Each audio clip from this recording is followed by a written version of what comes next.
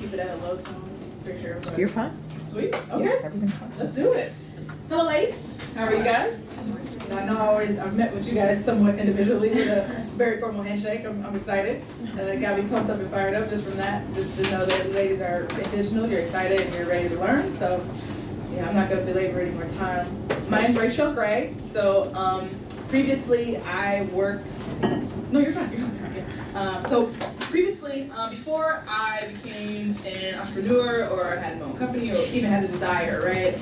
And before I even got into design work or creative work, I was a young, small town kid out of Shelbyville, Kentucky. So right on the outskirts, like near the mall. Anybody been to the outlet mall out there? Good. Now we're cool because we have an outlet mall. Yeah. So we weren't so cool when I was coming up. No one knew Shelbyville. No one knew Shelby County or anything about it. But yeah, so small town girl, born and raised. Parents were pastors, so really small church in Shelbyville called New Mount Zion, and parents were also therapists. So they had their own private practice kind of on the side, would work 9 to 5 jobs on the side. So my life, I was really had the opportunity to see the steps of an underrepresented entrepreneur, specifically a woman founder. That was my mom's business, right? So private practice, about 2 to 3 therapists, and mainly your traditional mom and pop brick and mortar style business where you're just selling service, right? You wanted to help people, you wanted to serve. But we didn't quite know the business side, we just was hustling. That's all we knew to do, right? We were just some hustling, just hustle family, staying late, doing what we had to do to keep the bills and the lights on, but following a dream, right, and a passion that my mom had. And so the cool thing was for me, I got to really experience entrepreneurship per se. I got to see both the good and the bad, right? The fun side and the dark side of the moon of that. And more than anything, you would have thought that seeing so much would have maybe deterred me or discouraged me from pursuing entrepreneurship. But it actually fired me up. It really wanted me. I just got inspired to say, I know I want to do something. I don't know what I want to do yet. I know I want to help people because that's what my parents do. But I don't know quite yet what it is. But I do know eventually one day I'm going to own my own business and I'm going to rock it just like how my parents do, right? So moseying through high school, right? Got involved with sports and found that I was pretty good at it. Wasn't too bad, right? So through middle school, got to play up through high school while I was in middle school, and then through high school, got to play, varsity pretty early. My sister and I were 3 years apart, so we got to start together. Really interesting fact. She played in college, and so did I. So we were really serious about sports. It was something that could keep me focused because I do have ADHD. So it's I had to learn different interesting things to keep me focused in school, right? But yeah, basketball was my thing. It really definitely taught me leadership more than anything. I had a knack for always being the voice, the big booming voice, and the person to bring everybody together, right? I just had that natural skill set. And so basketball really helped me to formulate that. And how to manage a team, which, believe it or not, really helps in entrepreneurship on how to work with other people, right? And help facilitate what roles you have to do.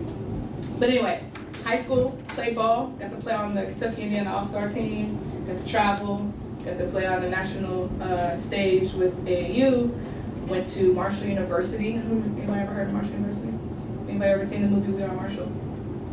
Ever heard of the football team? Oh, that sad movie, yes. Yeah, so that's the school I went to. Went to that school for 2.5 years, played 2 seasons, and then came back home for family reasons, and finished up at Eastern Kentucky University. You ever heard of that? Oh, yeah. Sweet. Anybody got parents that are colonels, or anybody? No colonel? Okay, no. We're everywhere. We're just secretly everywhere. Cool, so finished there. With the transfer, I was able to actually get 2 degrees for the price of 1. So when you transfer with NCAA basketball, they give you an extra year of school. So got a chance to, yeah, right? It's pretty cool. Pretty good bargain, right? Yeah, pretty good bargain. So graduated with an undergrad degree with public relations and got a master's in business. During school, that was kind of so anytime I talk to kids, point blank period, anytime I talk to youth, point blank period, I always say, start now. You're already starting now on trial and error to figure out what the heck you want to do, right? I waited super late until I was in college. Didn't listen to anybody. Just thought I was really gonna go pro, play overseas, and that's all I thought about. Ball. No way. There's always life after sports, or always life after whatever your pursuit is, right? So I wish I would have listened. And I'm glad you guys are listening, because you're doing things like this, like getting involved in programs like this, and really trying to figure out, where's my fit? Where's my niche? How can I, what works best for me? So I did that in college, and come to find out, I really liked design. I really liked communications. So, I was a communication major for a while, and dabbled in a lot of cool things. Media, got a chance to create videos, got a chance to work on the radio station, do some journalism, and found out that was my thing, right? Lucky enough for me, some people don't get to find out, but then they go through a whole degree and find out, heck, I don't really like this. But good for you, right? You're starting that path early. And if I could give any advice, I always just say this because I talk to kids a lot. Start experimenting now, which you're doing great for that. Cool. Mosey along, graduated school, got to help my mom and my dad's company, came back home to work with them, helped to rebrand their company because we was on an expansion route. So used the degree and used the skill set that I got to help build the company. Pretty much like, like how Anjali's family, they built the enterprise. So we expanded from 5 people all the way to 25 staff. Major jump, right? And with that, we had to literally rebrand ourselves and incorporate ourselves to be from a small LLC private practice to a full-on behavioral health corporation. So how this kind of came about was a lot of people seen the rebrand and were like, that's so dope. Who did that? Who did that for you guys? That was really nice. And they were like, our daughter did it. So I started off as a freelancer, right? As a freelancer, just doing design projects for some of my mom and dad's pastor friends or their churches or, whatever boutique that they had, barbershop, that sort of thing, right? And just got my start there. And then was able to see the growth and see the need, right? But more or less, I knew that how Greater Works kind of came about was that I knew that even though this skill set was something that I had, I wanted to put purpose behind it, right? I wanted to figure out a way that I could really help the clients that I wanted to help, or the people that really needed the help. So I did a lot of customer discovery and came up with a problem that was uncovered, which was social enterprises, meaning your faith brands, your churches, your nonprofits, your civic organizations, people who are doing the right thing and doing great things. 9 times out of 10 get the short end of the stick when it comes to branding, right?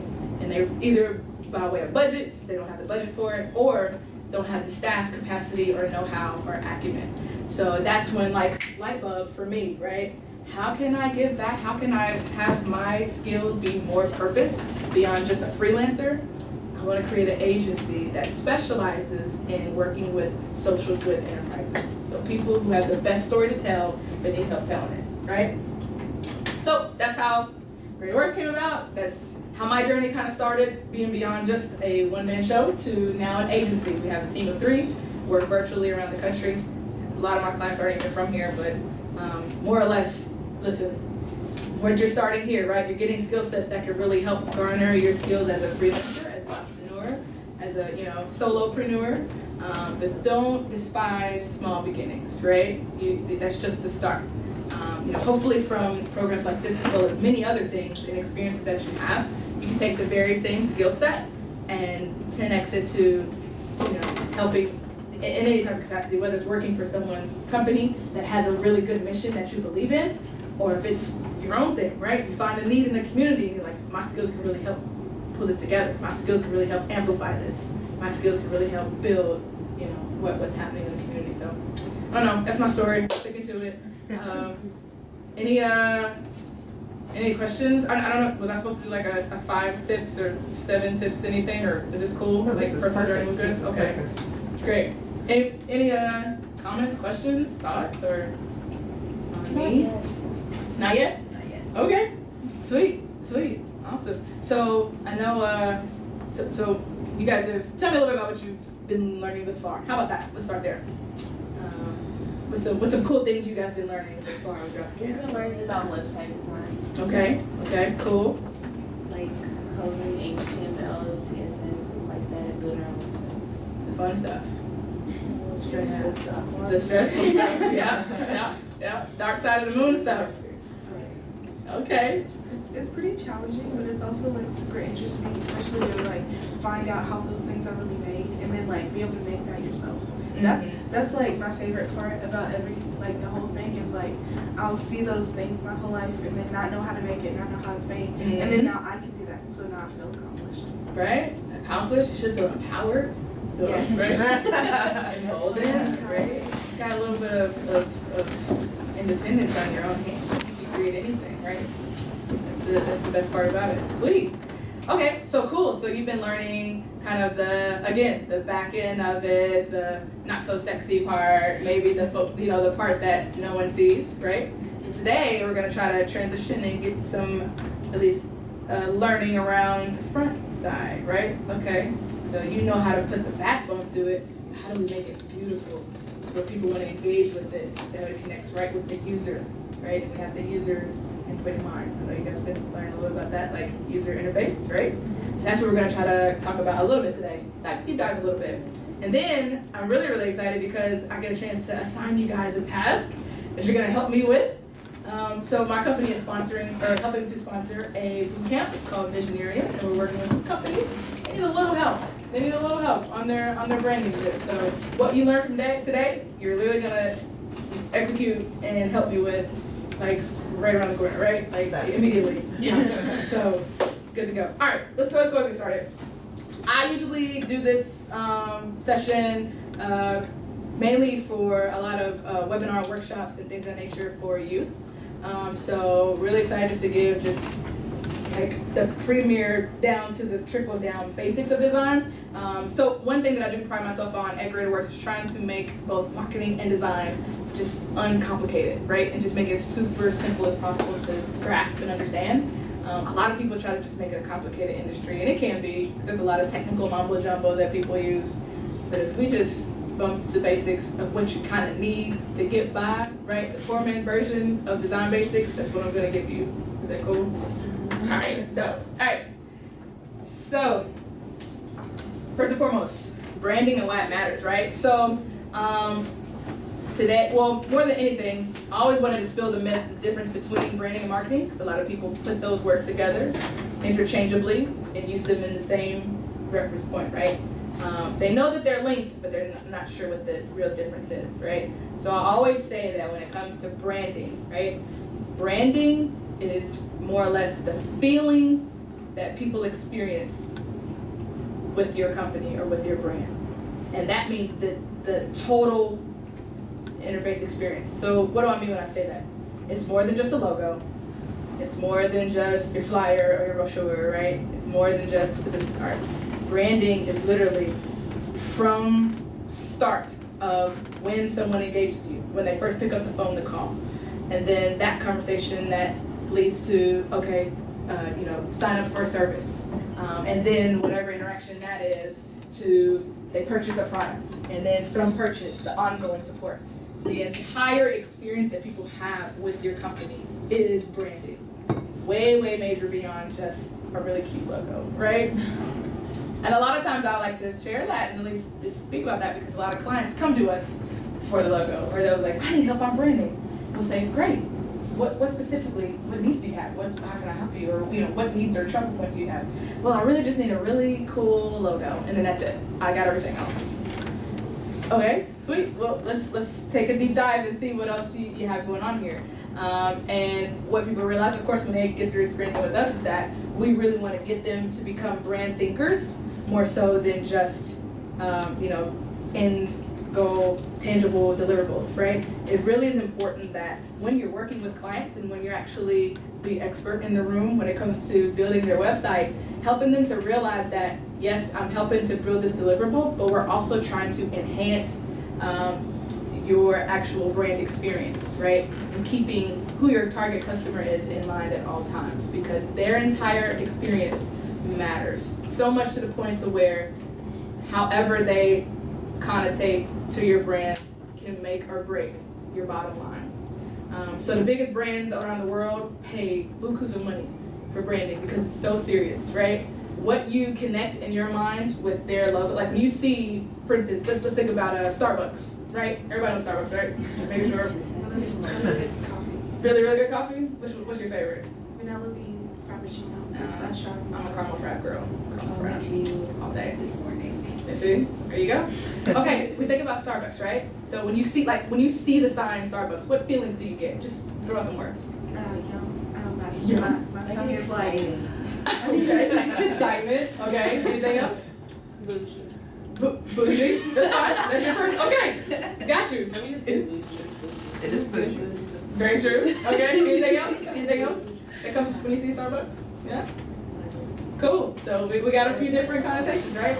So think about it, right? They spent bukus of money for you to have those emotions that elicit when you think of them, those feelings, those thoughts, like memories, just pop in your head, like, man, this morning I needed that. They really paid a lot of money to really work towards having that experience, right? And it's so important because even when a crisis happens, right? They pay bukus of money to make sure that they fix what people feel about their brand. So anybody heard about what happened with the two guys that showed up at the Starbucks and got arrested? Yeah? Okay. Do you realize how much they had to go through as far as to fix that feeling, right? Because that was a terrible, bad PR, bad opportunity, right? Like bad thing that happened, and they didn't want those emotions and those thoughts to be connected with the experience of Starbucks, right? So you get it, right? Branding's huge. It's more than just the logo. It's more than just, some of the colors, schemes, things of that nature, which we'll talk about today. But I always like to denote that, right? Cool. For other reference to with marketing. So branding is the feeling and the emotion and the experience, right? Marketing is the strategy of how we're going to connect that experience to our target audience. So that's kind of like one-on-one. There's like 4 years of a marketing degree right there. No, I'm kidding. So yeah. So branding, of course, is the emotion and feeling that you incite. Marketing is the strategy of how you connect that feeling to your target audience. Cool? All right, we're good. Dope. So today, we're going to kind of hone in and focus on a few elements around branding, or at least some key elements that we usually focus on when we're working with brand identity for a client, right? So if you notice, I left out logo for a reason. Number one, because we're not actually going to be engaging with clients at the camp with logos, but know that it's really, really important. And plus two, I only had only had a couple minutes. So, but today we'll at least tackle a few other key elements when it comes to the design front, and specifically for you guys when it comes to websites. These elements are important for you to gather for a client so that you can actually design, replicate, and pull out their vision, right? So the whole gene and scheme of design work is to try to relay or expound what the client has envisioned, right? And bring that to life. That's our role. It's really cool. It's awesome to kind of be the dream makers, essentially, right? Like people who have their idea of their business forever. It's their life dream. And whenever you're able to bring that to life in a physical format, especially with like web, you're a dope person, right? And two, this is the creative side, the fun side of web design, right? Like this is where you really get to explore your creativity and see, what all you can kind of produce, and sky's the limit, right? Okay, so first we'll tackle colors, right? So we do know a little bit about color psychology and what particular shades and hues may bring out different emotions. So there's like literally, I took a whole class on this in school.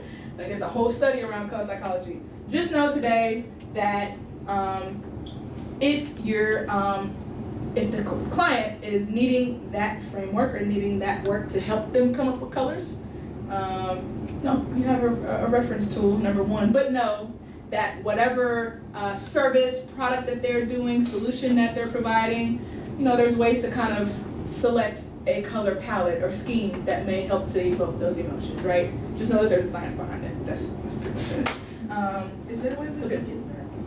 Yeah. No, I'm sending this. Yeah, y'all got the slides. Y'all got the slides on deck. So she's gonna. I was like, I have to take a picture. She was like, I can't know that, kid. Yeah, no. Hold on, let me draw it. Right. Oh man. So consider the sentiment you want to evoke from your audience. Colors influence emotion and can be effective in building your brand's voice. So just know there's more than just select this array of colors. That's all the, that's the whole gist, right? But it could actually be very powerful in kind of bringing out that brand's messaging by color choice. So a few examples here. You have, FedEx, their brand colors, and note, and you already know about the kind of exact hex codes of each color and how you kind of choose those, select those on a site. But more than anything, simplicity is key when it comes to colors. So even though you've seen that full wheel, you don't need every color of the rainbow, and you don't want to get too crazy. A lot of times when it comes to effective branding, simplicity is key. You don't want more than 3, if not 3 or 4 on your color palette, right? The more you go past 4, it just makes no sense, right? Like you're in la la land. So simplicity is key. Also too, you can kind of see what connotations with those colors that they kind of used for their brand. But yeah, so choosing color palettes is kind of fun. It's a fun piece, but it is strategic, right? So it's something to kind of think about. Some more. So remember I said no more than 4, right? We usually go from 2 to 4 with any of our clients. And don't minimize neutrals, right? So like your grays, your blacks, your taupes, your tans, like those can evoke just as much emotion as well as simplicity in your design, more so than. And we'll kind of go over a little bit on like layout, how to use white space later. But yeah, good on colors? Cool, sweet. Have you ever had a speaker this laid back? Has everyone been kind of like, oh, proper? I think Britt was like, Super chill. Yeah? she was pretty chill, but I think you're a little chill. There you go. Chilly Ray. Thanks so much. You used my favorite word, though. Did I? It's my favorite. That's probably not, like, don't, yeah. That's I mean, it's not like that. It's It's just, professional. it just Old was school. awesome. No, it's fine. You're fine. You're doing a wonderful job. Sweet, good enough, good enough. Okay, so good example, right? Interior design company, so you notice, right, with the codes, yeah? X codes there. What emotions do you get when you see those colors? Let's just ask you. It just looks peaceful. Peaceful, okay? It looks refined. It looks like Refined. the colors I need to use on my website. Okay, cool. It looks like your Like your your cubicle, Yeah. Yeah, which is Sweet. reminiscent of what? the sea. Yeah. gotcha. You Yeah. have to see your cubicle. So what you're describing is the character, right? Peacefulness. Yeah, the character. So the other piece too, as consultants, I'm training as consultants, right? Because you're gonna be the experts, like literally. There's people out here that really need this work and need this help. So I'm trying to equip you as future accounts here. So know that when you're consulting folks on the colors or the color choice, or even when we go through the audits to kind of see those clients, we want to first find out what their core is, right? What are their values? What's their character? And then try to see how we can match that on a design sense, right? So it's never pulling out of thin air and telling people this is what you need to do. You always want to get to know that brand, get to know that company, get to know the people that are there, the values, the interactions that they have with their clients, what's their core, and then figure out how you can match that. Cool? So it never should be thin air stuff. It should always come from the client. Sweet. Okay. So other thing about branding that's important is consistency, right? So once you hone in on some colors and select some colors, right? You come up with what's called a color scheme, right? And then you do not deviate from that color scheme. It's very important, right? Because if you want customers to have familiarity with who you are and what you do, your message, like it's almost like your visual identity is the face of your brand. And even if you're not able to give verbal messaging of what you do, the face should at least evoke who you are and what you do, right? So it's very important then that as brand experts, you ensure and just harp on clients for consistency. And yeah, that's important. Specifically when we're working with some of the companies, even in this camp, they like a lot of bells and whistles, right? They like to have a lot of cool things and have something flying, this and that.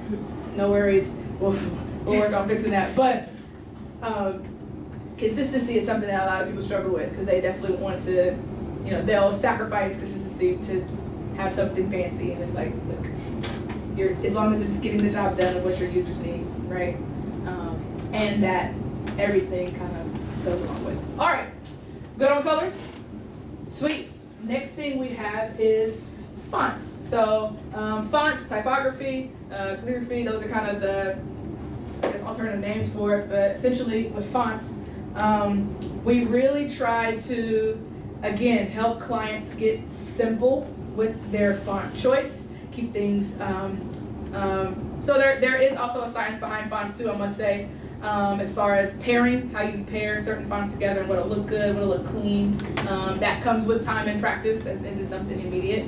And there's tons of resources and guides on the web that can help you with that, right? But more or less just knowing that fonts is just an important element within a brand's identity, because if you think about it, there are some brands that literally only use font-based logos, right? We've just seen FedEx, right?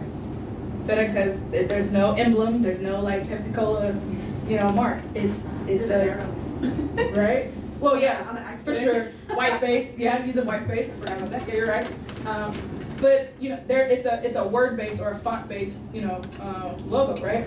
So I guess the importance of that is just that typefaces can really influence your brand there, and the choice of them, right? So our rule of thumb: no more than 2 on any site, right? No more than 2, honestly. I mean, you can maybe do a third one if you have to do subheadings and 3 or 4 headings. I'm not sure how many you guys are going to do it, but simplicity really is key when it comes to the front-facing side of clients or their users. So yeah, rule of thumb for us, 2 to 3. That's it. Like, really, you don't even need 3. You should be able to accomplish what you need with 2 fonts. Cool. All right. So yeah, here it gives the breakdown of like how to use suitable fonts with title, subtitle, and body. As far as like on the back side too, how you guys denotate that. You kind of already know that, so yeah, don't remember that. So I'm going to sweet. Okay, so cool examples of fonts and brands that you know. Try to really pick brands that really use font to actually move forward with their brand. So we all know Louis Vuitton, Chanel, right? I think it's interesting too that all of these are, so you do have serif and sans serif. You guys know about those typefaces. So 2 categories of actual typefaces or typography. You have serif and then you have sans serif. So serif is kind of like, like New Times Roman, where it has the little ticks on the end, and it looks almost like Old English Gothic, maybe. Those are called serifs. Well, it has nothing to do with the lesson, but it's cool to know, right? It's cool, interesting stuff. Okay, so, and then you have sans serifs, which is these type of letters, where you see it's almost like plain, modern, minimalistic, simple, right? A lot of brands are shifting more towards sans serif because everyone wants to go for that cool, sleek, modern, chic look. But there's ways in which to use and interplay with each. But yeah, so font brands, right? That's important for a lot of folks. Particularly, I would say too, when it comes to a lot of product-based companies, product-based services, e-commerce, shopper, commerce-based services, folks who sell products, they definitely hone in on a lot of font-based logos. I mean, think about every name brand that's at the mall right now, right? Gucci, and no, seriously, they use letters, right? They use more than fonts. I mean, they have their colors that are associated with the brand, of course, too, but they lead with their fonts, right? Just cool things, cool stuff to think about. All right, a few more. Adidas and Nike, yeah? Just say Gucci, right? Gucci and Gabbana. Sweet. So, again, just like with colors, are you noticing a pattern here? Right? Just like with colors, use the same fonts. And I'm just a stickler to, people have their opinions. On the design front, simplicity is key for a lot of your folks. So, yeah. All right. So the other thing about fonts too is thinking of, which I know we'll kind of get to that a little bit later, but I'll go ahead and talk about it. There's another element of branding and design that's called layout, or composition is the fancy term for it, but it really means like layout, right? So where and which you place things, and how does that look to your customer, right? Reason why I bring it up now is because when you know, selecting fonts, choosing fonts, and like type to actually use, placement can kind of help make those decisions too as well. But yeah, composition, that's the fancy term. It just means like grid layout, where you put things. And there's ways to be creative with that too as well. The complexity of how the code can make it happen, not sure, right? But when it comes to the design piece, there's so many cool, inevitable ways to where layout can help bring about different things. So things don't always have to be so plain, flat, straightforward, square here. If there's ways in which things can kind of overlap to still accomplish what needs to be done, just, you know, don't be boxed in on your design and on your creativity when it comes to layout. Cool. Also too, said I wasn't gonna mention logo, but did at least put a little bit about it because it's super important to branding. But particularly when it comes to verbal identity and visual identity, a lot of times, especially with web design, they're gonna put their logo high front and center somewhere on top header, and then really find out what their tagline is. Tagline is kind of like their slogan or their payoff or their brand promise, right? You know, that one-liner statement that says who they are and what they do. If you notice, a lot of sites keep that high, right? That's top header, top visibility. So definitely keep that in mind when we're looking at some of these companies. That can be elements in which you put high up and put first. So that mainly that is for user experience, particularly if we think about it. About, you know, now it's 80 to 90%, but back when in school they were like 50 to 60% of people use their mobile. Now it's everybody, right? If they're gonna go to your website, it's mainly from their phone. So you wanna have those most important elements at the top, visually ready to see, ready to go.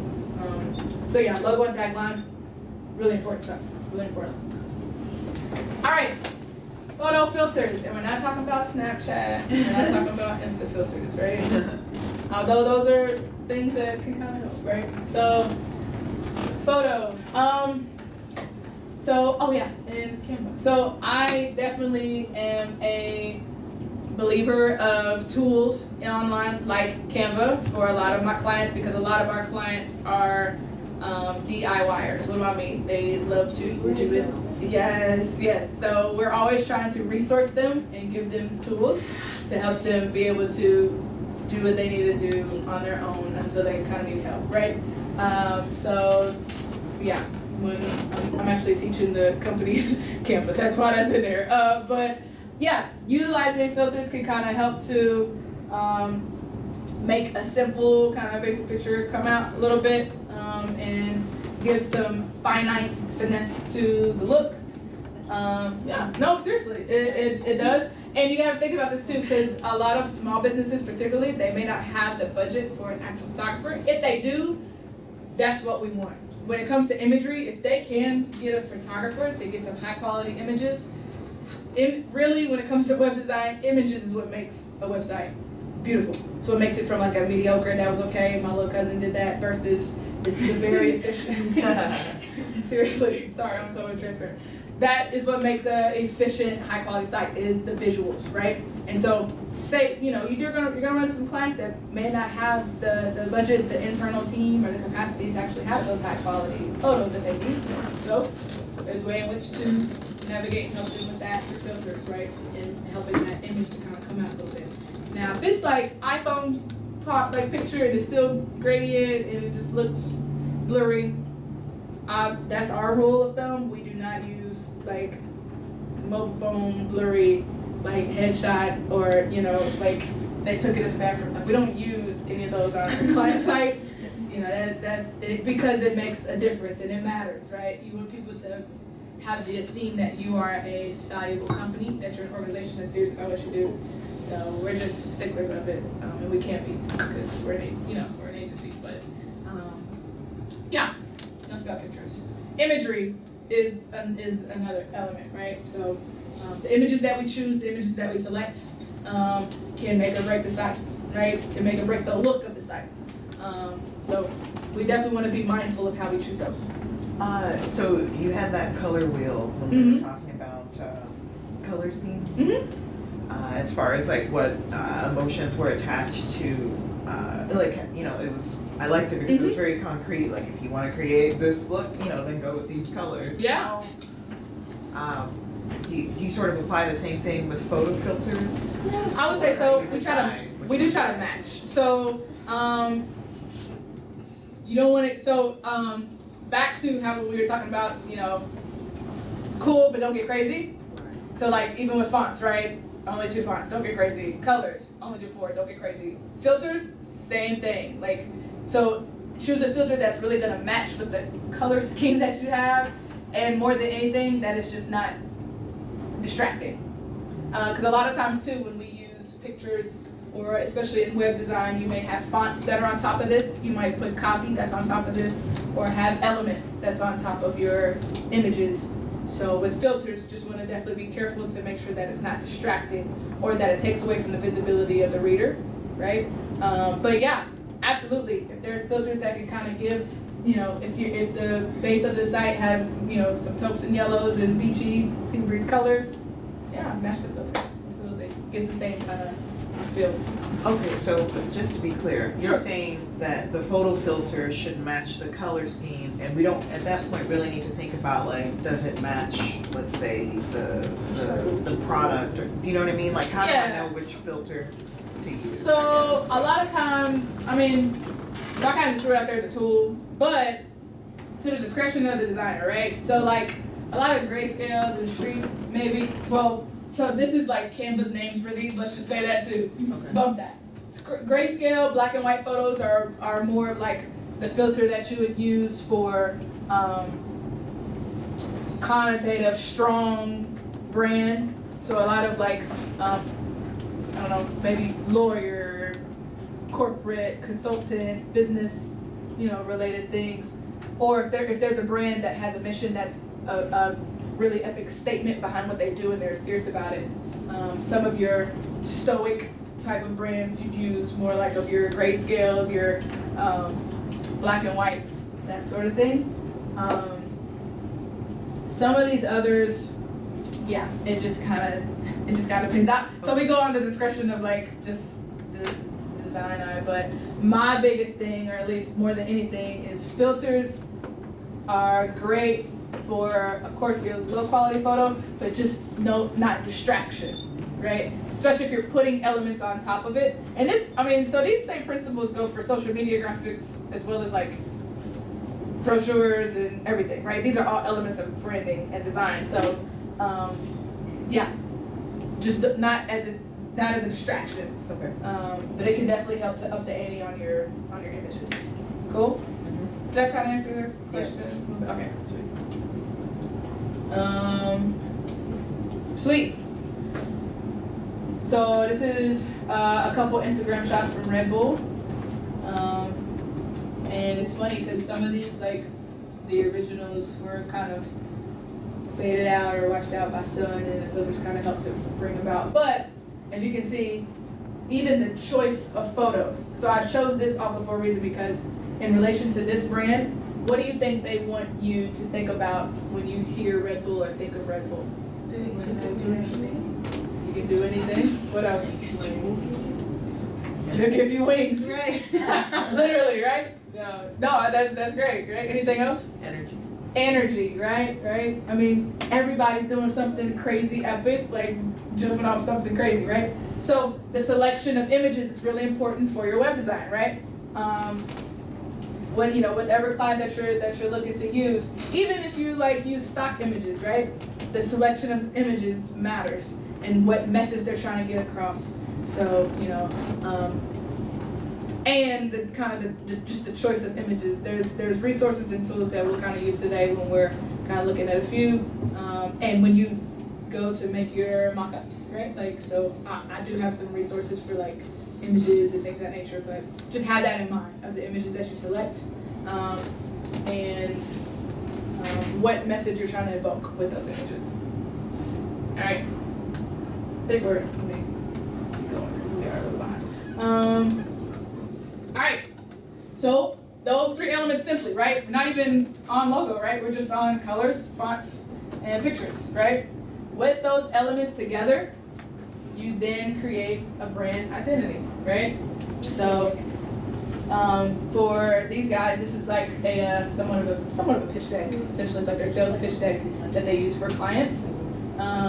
But yeah, notice the text there, the font placement, layout and placement, where we put certain elements. You notice too. So this is like, I feel like I'm like teaching designer. This is composition. We put the lettering here because the elements in the picture are on this side, so it's not distracting, right? Does that make sense? Cool. Same thing here. We use the black box to bring out the text. Even though it's a transparent box, you can still see the image, but it would have been cluttery and it would have been distracting. So we use that design element to help bring it out a little bit more. Does that make sense? So yeah, cool ways of like using those same elements, but it's still evoking the message that you want to portray, and make it look fancy, right? That look Fortune 500 right there, right? Yeah. Cool. That's kind of layouts for more of like your reports. Cool. All right. Let's move because I really want to get to some of the client mock-up stuff. So when you guys actually start with working with web design clients, like how do we start? Do we just work together to come up with should I give a brief or? A brief on, say it again? Should we do the mock-up portion first or should we do the audit portion first? I think we're going to just do the mock-ups. Okay, sweet. So what I'll do is I'll pull up one of the client's folder that's from our camp, and we'll kind of just talk about the client a little bit of what they do, what the services they provide, and what's their mission and goal. And then from there, I do have some sample like mock-ups that our team did for the client, but that can just give examples for inspiration for you guys making that actual website mock-up for them as well. Cool? Okay, sweet. So first client we'll talk about, and it's 2. Remember I said it was 3. It's 2. The third one she actually started on her own from our first session. She still needs help though. But anyway, she went ahead. Like she went ahead of the class, tried to start some stuff. So we'll get together. Cool. So the first client is Miss Monica Stewart. So she has a company that is called Transitions. So Transitions, I'm trying to think, is this the right one for her old one? Let me look really quick. Yeah, I think it's her old one. That's okay. So Transitions is an online platform for caregivers. So anyone in a family setting and or in a professional setting that does home health care for their family members, she wanted to create an online platform to connect them, to give them resources, inspiration, and also to give them advice and tips on how to do their job better. So that's kind of what Transitions is. As you can see, she already kind of chose a little bit along her color scheme essentially with her pitch deck. But yeah, so we can we'll just use her pitch deck to go over her thing. So the problem that she's solving is that there's not a sufficient centralized tool to provide individualized source to find caregiver resources, tools, and information. And she used to be a caregiver herself. Quite a few folks in her family were caregivers, and so she wanted to just create a platform and a resource for them to connect, to have community, but then also to give resources and tools to help them do their job. So now I should say before we get started too, the bootcamp is only producing a landing page. Are you guys familiar with landing pages or what that is? Or what a one-page site is? Anybody ever? Yeah? Okay. So we're literally only giving people like the 1-page site. Yeah. No way we could do a full site over in 6 weeks. But in case someone needs reference of a 1-page site, I do have my site that we can kind of look at too. After we get done with going over both clients, we can kind of look at that too. That might give a point of reference for whoever might need to know that. Cool. All right. So her mission is to provide guidance and support through all stages of care for your loved one. And then they help to produce an individualized plan. So this is cool. When you talk with a client, have a conversation with a client, or at least when they're telling you a lot of the things that they do or that they're wanting to do or that their services are going to do, you should already kind of have in mind sections, right? Or you should already be thinking of how do I organize the information before I even think about the design, right? Because at the end of the day, we're making a tool or a site or a connection point between her and her customer. That's really what the site is. It's a channel that she can communicate with her customers with, right? Yeah, for sure. So are you saying that this site is to help like the people that are taking care of people, Mhm. or the? Yep, it is. Yeah, sorry, I didn't let you know. Yeah. So yeah, people who are actual caregivers. So people who are in the home, either with family members or not, that actually, for a living, care for folks who aren't able to care for themselves. And that's a huge market of folks, and there's not a steady practice around it. So she's really trying to be a first mover into curating the community, but then also to pulling in that educational piece, because man, shopping for a caregiver is like shopping for a hairdresser, like, or a barber, or a good lawyer. You know, it's just, you find a good one, keep it, but boy, oh boy, to get to that good one is everything. So that's what she's pretty much trying to help with. So, okay, biggest value. So these are considered her value propositions, or the solutions that she's trying to produce, the services that she's gonna have. So they'll help pull up an individualized plan. They'll give caregivers support through online groups. Have a central source for resources, so just like a spot for where they can get articles, blogs, know-hows, how-tos, that sort of thing. Comprehensive tools and customer feedback. So that's kind of, at least initially, when we deal with clients, when we talk with clients, when we're thinking and doing that initial consult, those are kind of the main 3 things we look for, right? Who you are, what you do, and what problem you're solving. In other words, what's the solutions that you're giving. Because everything else is kind of framed from that. So then the rest of the site, you're just telling the story of those 3 things, right? In different ways.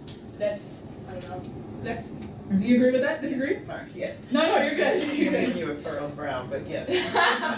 So cool, yeah. So she hasn't finished the rest. We're still working with them on their pitches. But I wanted to make sure each client at least had that piece, like their pitch on deck. Meaning, like, again, who you are, what you do, you know, why does it matter, and what you're solving. And that is enough information for us guru of website designers, right? Guru, website designer, gurus in the room. That's all we need, right? That's all we need to get the job done. Cool.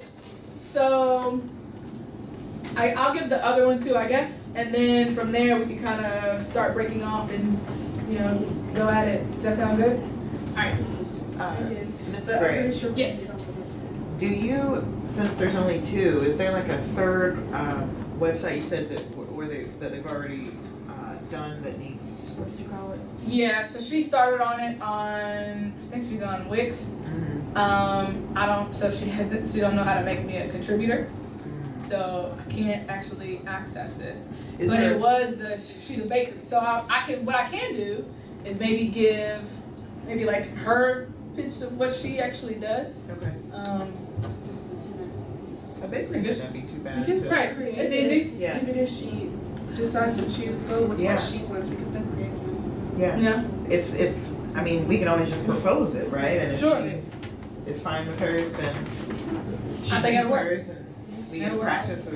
Because I think 3 people on a team would be probably ideal. Would be ideal? If- Okay. if that's- Also, can we change their color scheme? Or can we propose a different color scheme? Or do we need, like this one in particular, do we need to use,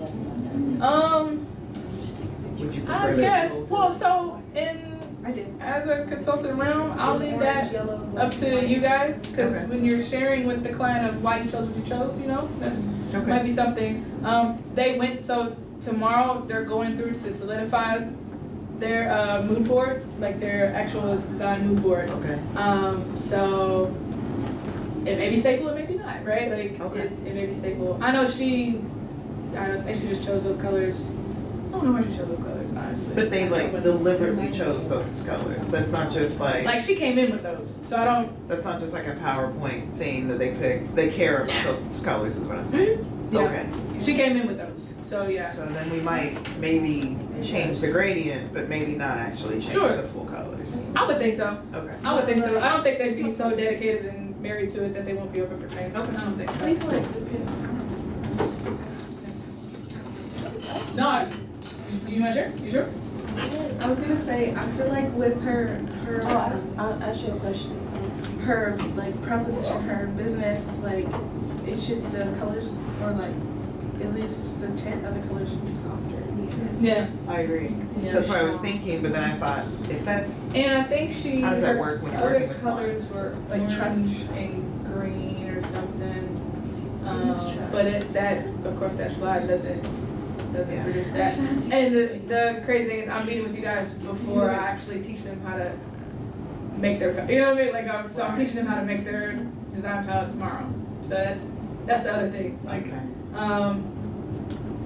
so I don't know, would it be helpful to, well, maybe not tomorrow, but when we get done through tomorrow's session, to send that over? That way, at least, or, The only thing is we don't meet tomorrow. Oh. that's right.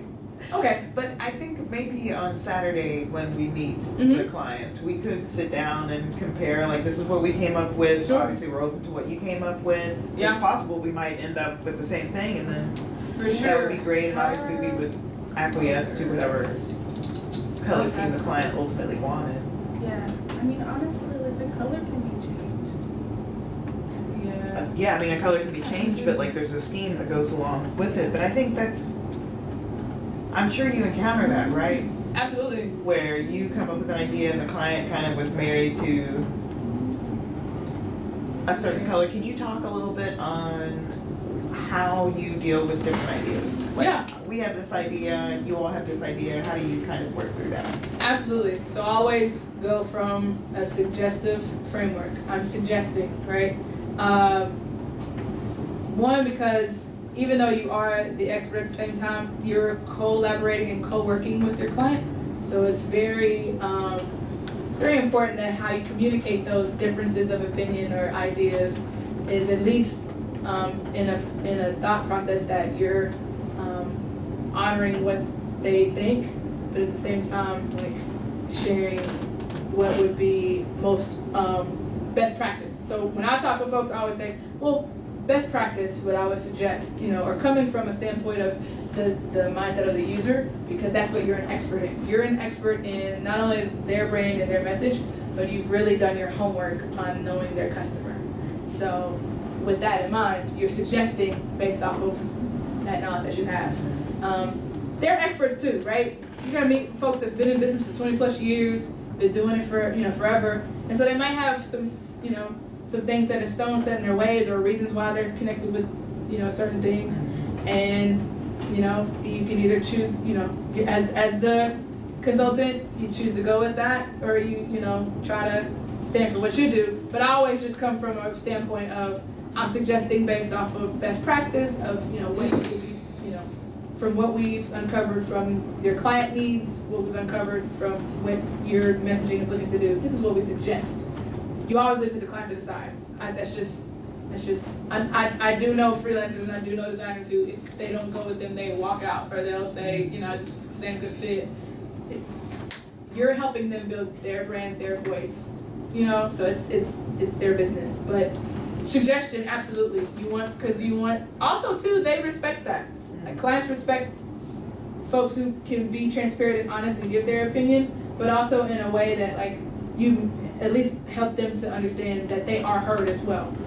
So I've had tons of clients, especially when it comes to like faith-based entities, right? So I gotta have a butterfly because butterfly is my favorite, and they gotta be purple because purple stands for royalty. And you know, like it's just so there are certain things.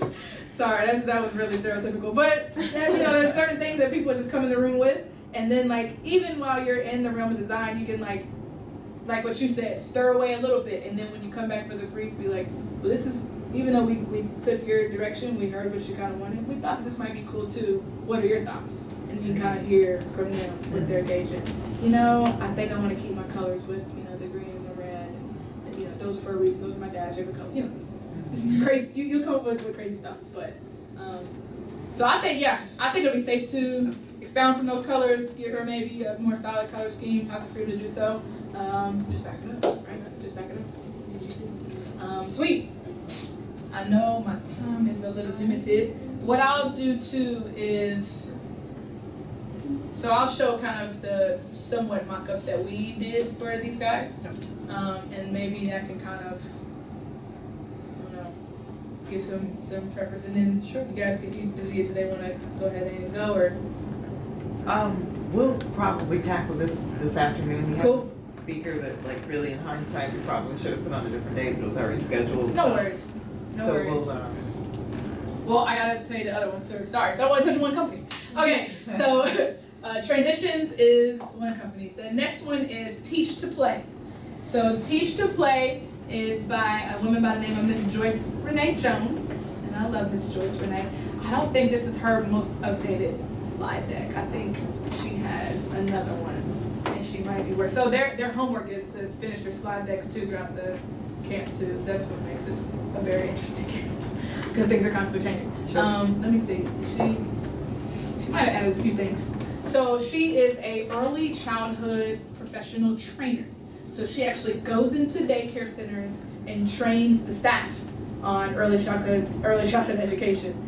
So she's state certified. It's like a state certification and licensure that you have to do that. And so she's just trying to create her own consulting brand that helps early childhood centers, daycare centers, learning academies.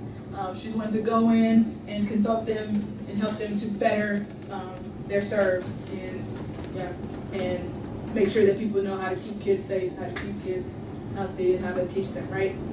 So that's what she does. So at least she got this thing on. Her mission statement is to encourage and support early childhood professionals. Actually, that's not her most recent one. She needs to work on that because we did that last week. But to just present to the client, you presented them what they have. That's cool. It can change, right? It'll adjust. The other thing we need to know is the deliverables aren't due until July 12th.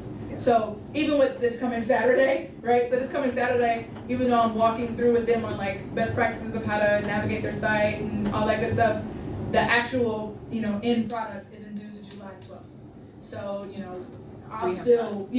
we'll still be working on. Yeah. Don't feel like things are all due. I mean, you want to have some type of mock-up. First revision, so we'll call it. First revision is this Saturday just to give them a framework. But yeah. July 12th is the deliverable date where everybody should be solid and good. So, other than that, I don't think she has her service offering here. Let me see. Yeah, no, she's got a template. So her deal is she offers one-on-one consulting. She also does group coaching, and what was the other piece that she does? In speaking, like workshop facilitation is what it's called. But she facilitates workshops like on a maybe granular scale. So that's the three things for her. Her value prop or her solutions that she does. Group coaching, one-on-one, workshop facilitation. Teach to Play. Teach to Play is her name. And you'll send us these, right? Yes. Right. Yes. Yes, it would definitely help. Teach to Play. Yeah. She's so nice. I love that lady. Very, very sweet. You meet her Saturday, you're gonna fall in love with her. She's awesome. The third company, which because I don't have access, I don't have her info, but Her is Sweet Dreams Premium Baked Goods. Sweet Dreams Premium Baked Goods. I may have notes from her. Did you say you don't have her slide in? I don't. Okay. I looked on her folder. She don't have it. Let's see. Premium Deidre baked goods. Yeah, we might have some. Let me see. Sweet Dreams, Baked Sweet Goods? Dreams Sweet Premium. Dreams Premium. Yeah. Live, love, eat is her kind of tagline. Oh, there it is, nice. Yeah, let's see what she did. That's my life Yep. right there. Yep, nope. Her problem is people. Her problem is not doing the homework. No, I'm Wow. playing. They're working. Tomorrow's their day, so hopefully we'll have something in there. So yeah, so it's a cool story behind her company. Of course, she grew up baking with her mother. Her mother was an avid cook, and then she also works in social work. So, before she, quit to do this full time, she worked with a lot of reentry and transitional living homes, and had a passion for foster kids. And so for her, she definitely wants. So this is considered what you would call like a social good enterprise, right? So someone who, even though her premium service is baked goods, she also wants to use her bakery, or not her bakery, her service rendering to employ youth and young adults who are out of the foster care system. So that's like, yeah, her big story behind that. Her other kind of, I guess, vision or statement that she uses a lot is that every day, or she says every day is a celebration. She did this like a couple times in her pitch with us. Every day is a celebration, and especially for second chances. So she's pretty much trying to create an environment for a second chance individuals. So both people who are in foster care as well as juvenile delinquency. So guys who are coming out of the juvenile system. She wants to help employ them and mentor them through her sweet dreams. Does that make sense? Wow, that's cool. That's a big mission, yeah. What's her name? What's her name? Deidre Lee. Deidre Lee is her name. Oh. It's real weird. Deidra. It's a little awkward. Yeah, Deidre Lee is her name. She does have her logo stuff and a lot of her brand elements chosen. She just hasn't uploaded to the drive. But she has it like on paper, right? So with the actual colors and everything. So we'll try to get that to you guys as well in a research, because they're gonna need all that by tomorrow. Does that make sense? Her value prop, of course, too. So she's not a bakery. She doesn't want to do bakery first. She's doing both e-commerce shipping of baked goods, and she doesn't have her shipping. What's the other one? Retail. Shelves. Sad to say. Sorry, my mind's not here. She wants to do commercialization, so actually like get on the shelves at like Whole Foods and stuff like that. And she does a few like for the farmers markets, I guess, or like local markets. But those are her biggest things she wants to do. She wants to get on the shelves like at Kroger and one of the like in-store distribution, and then she wants to do e-commerce. So that's her solution or value prop. Sweet? Yeah? Cool? Yeah? Okay, so I'll kind of go over, first, let me share one page. So those who weren't familiar with one page site, landing site, never seen it before. We're good? We're good on one page? I just feel like to see it. Okay. Oh, well, no, I'm playing. So this is our design studio website. So we'll just kind of break it down. With one pagers, we keep, imagery, right? So the image is a high quality image in the back, of course. We use a colored filter to go with our brand colors. See how our logo or our identity is front and center, first thing that you see, so it's easy recognizable. And we do a quick ploy of just trying to grab their attention of what they're looking for. So we did a lot of A/B testing on our homepage to see what got the most response, hits, clicks, and engagement. And this was one of the most, because this is the actual solution that we're solving, the main pain point that we're solving for our customer. Are you frustrated with trying to bring your business online? Let us handle the grunt work of taking your marketing efforts digital. So for a lot of my clients, digital is a scary thing, right? So we wanted to make sure that we told them it can be effortless. Let us help you. Let's do it for you. And a call to action, immediate call to action, right? So, okay, cool. Get that. When it comes to one-page sites, right? We typically use anchor points with our sites. So you familiar with those? Sweet. And two, that then gives, you see how it's framed with who you are, what you do, right?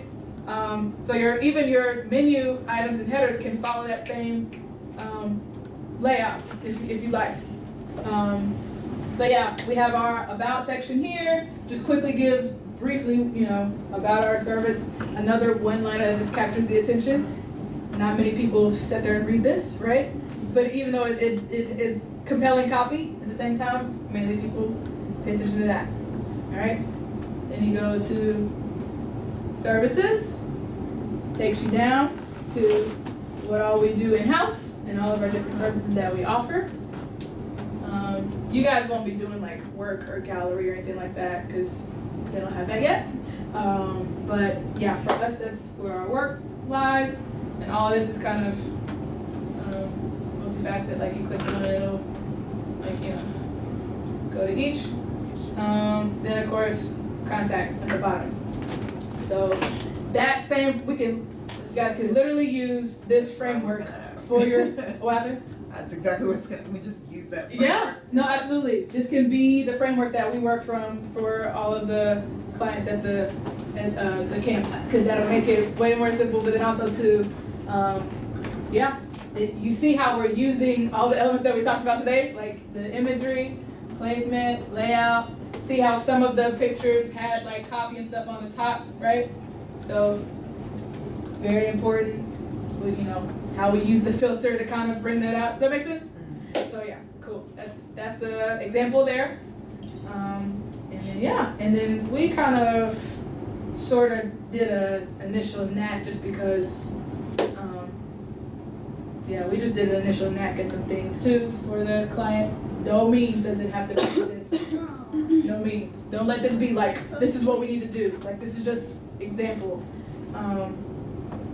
So It's good. It's nice. So our mission. So again, layout. No. And what does she need our help with? She got it right there. No. This is teaching. This is education. Seriously.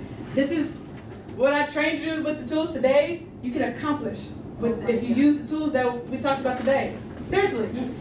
But don't let doesn't have to be this fancy. But the different elements, right? Layout. See how composition, we put a few things overlap. Just random stuff. Still talks about our mission here, and it's with the layout of the picture, so we put it alongside there, right? Listen, so don't take this, listen, I'm just gonna put it there. No, don't take this as this is what you need to do, but I want you to see how the caliber of your sites can increase by using these skills. That's what I'm trying to help you do, guys, okay? That's what I'm trying to help you do. Okay? Don't look at this as a comparison. Comparison kills contentment. You need to remember that for life goals. Say it again. Comparison kills contentment. Don't compare yourself, ever. Oh, that's so true. Let's just Don't focus ever on compare that. yourself. You are unique in your own design, in your own skill set. By all means, okay? All right? Yeah, contentment. Yeah, sorry, contentment. Yeah. All right. So, yeah. So see how, again, image. Now here's the thing too. I'll give you a few sites of some of the resources that we use for our images and for our stuff, so that you can, you can use those tools. Pixels is a really good one. PEXELS.com. Pixels. It's free stock images, high quality free stock images. I'll send you a list. I gotta use the same thing tomorrow for class. Are you gonna send it to me? But Yeah. to be clear, I mean, this is your, as a designer, Mhm. like you took time and created this site as I did someone, the other one. Yeah, my guy did this one. but someone in your firm. Mhm. Yep. So I mean, this is people who have degrees in this, Yes. you know, so. Yes, that's what I'm trying to say. Don't compare. So I've been doing this AC for 5+ years. I'm gonna have to work on this tonight too. Going play around, You might play come in around, tomorrow. That's an play option. around. But again, right? And not So Monday or something, you know what call I to mean? action, right? Placement of words, and we try to make this words as easy as possible. All right. Don't I'll again. take it. I'll take it. Again. I have a question. Yes. So I've noticed like sometimes when I'll use my font colors and I'll want white, but sometimes it'll look faded out. Like on those, is there like a black border that we can't see, or is the text design? Some of them, like this one has a drop shadow. See? Okay. And then some of these too, that's the power of the image that you choose, right? Also to the placement of our image. So the other one was in,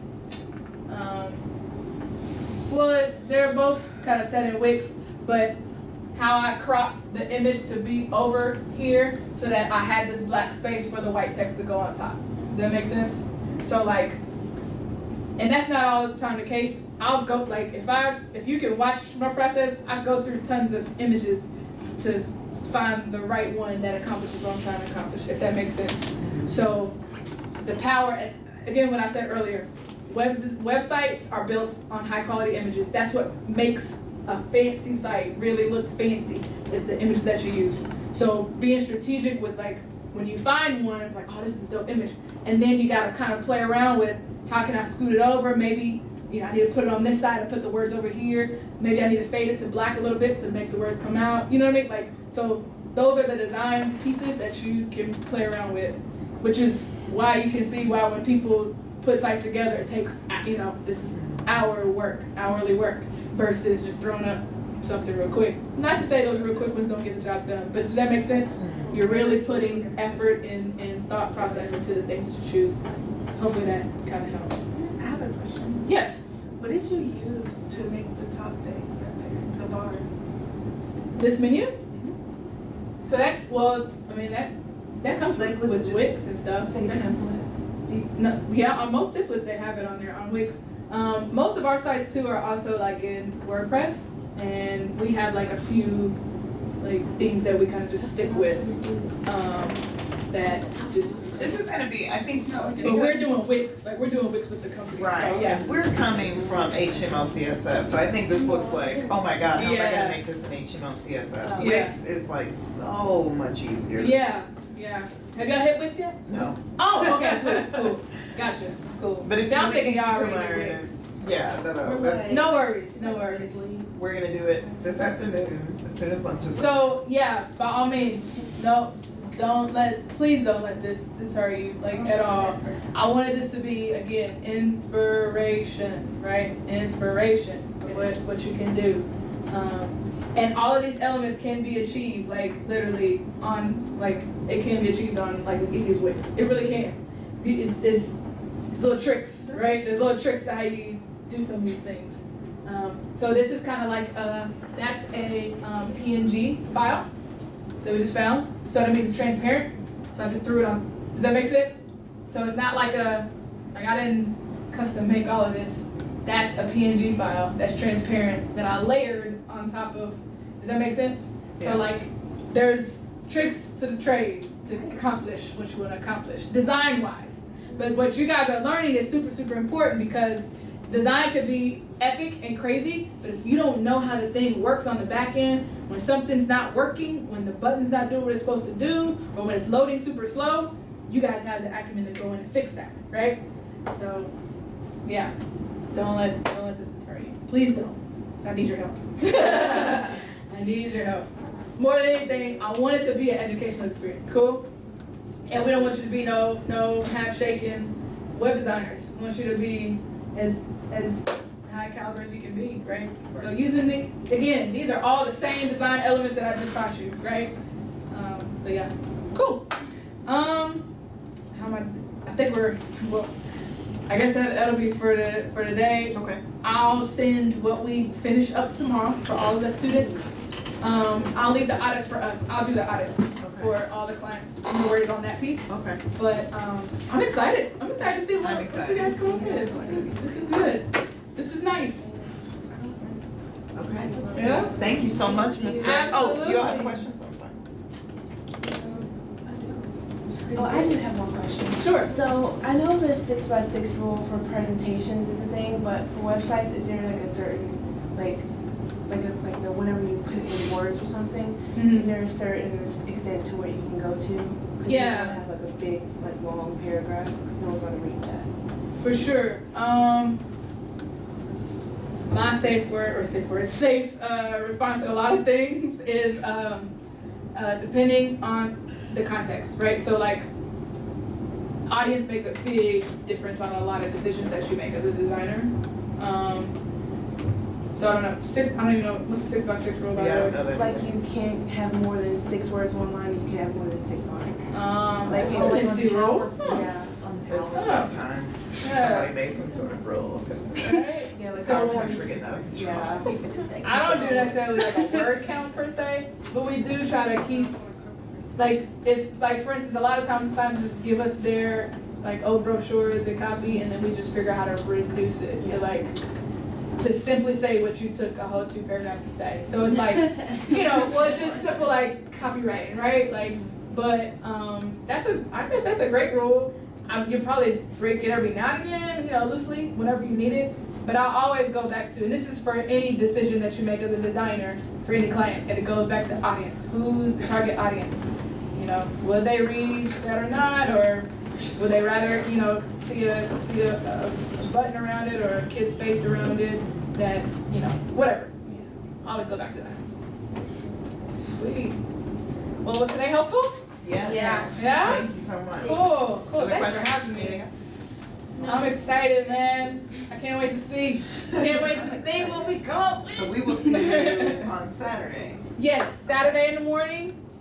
Be there, be square. What we'll do too is, if you feel a little kind of anxious, I guess, about that you have or anything, we can kind of do like a powwow really quick before we meet with the clients. Because Saturday is, like I said, it's going to be like an ongoing day, so they'll be busy with a lot of different things, right? So yeah, if we And we need can to kind of do, be meeting too. yeah. We're gonna be great. All right, sweet. We're empowered. We're empowered. Cool stuff. Well, thanks for having me, guys. Thanks Yeah. for having me. Oh, thank you. Thanks for Cool coming. stuff. Thank you. I love it. I love it. I love it. All right.